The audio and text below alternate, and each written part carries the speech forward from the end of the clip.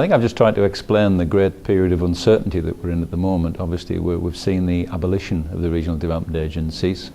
We've seen the launch of the local enterprise partnerships, but really looking at where the investment might be. And I think that's the big concern at the moment, that it feels very much like work in progress. I think the sorts of things the agents should be aware of, or at least trying to be in tune with, is where the investment's going to be from government. And it feels like we've lost the regional investment, and there are various things coming out, but slightly in a bit of a piecemeal way, really. And to have that lack of overall regional strategy is quite a challenge, really.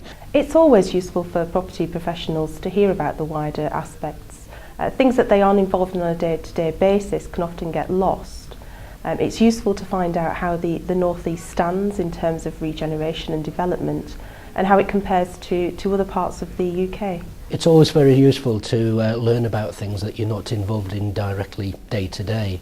So to hear about regeneration and the changes in the regeneration project is extremely helpful in our line, because it helps us understand what's going on in the North East and how the North East is battling for funds across the country to make sure that the North East is up there obtaining the funding that it needs to regenerate and grow. There are still some concerns amongst the members. The predominant feeling was that mortgage finance was still a problem, whether that's on the residential side or the commercial side. However, there were some positive vibes coming out of the meeting today. It seems that sales are up, certainly in the residential sector, and that might be due to the easing in mortgage restrictions.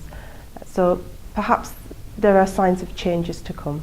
We've seen definitely improvements in the last 5 months compared to the first 5 months of the year. We have seen that there's more buyers coming out, there's more optimism looking for property because prices have obviously come down, continue to come down, and people are being more realistic about what they're putting their property on the market for. On the residential side of things, there is some positivity that now the mortgage finance situation seems to be easing somewhat.